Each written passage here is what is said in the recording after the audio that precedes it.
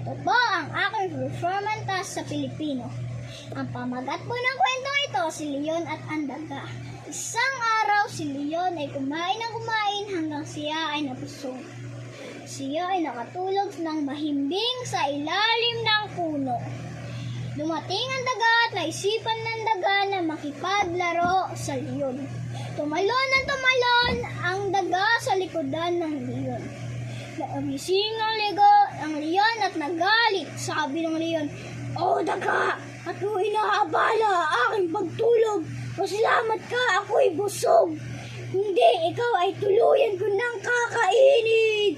Sabi naman ng Daga, "Oh mahal na hari, sorry po na inaabala ko po ang inyong pagtulog.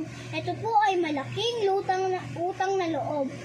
Sabi naman ng Leon, "Siguraduhin mo yan na hindi mo na uulitin.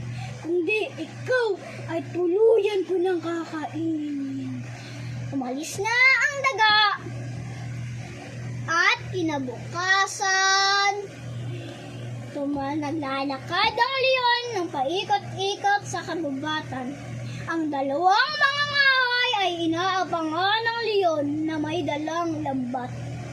Hinahantay nilang maapakan ng Leon ang lambat. Pagkaapak ng Leon sa lambat, yun nahuli na nila at sinabit sa sanga ng puno. Umalis ang dalawang mangangahoy, pumunta sa bayan para mangkuha ng malaking kulungan para sa Leon.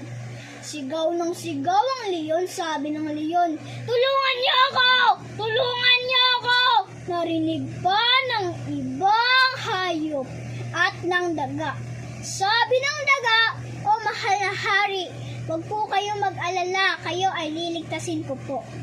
Tumakbo ng tumakbo ang Daga papunta sa buntot ng Leon. Kinagat dito, kinagat doon, ninatngat lahat ng tali.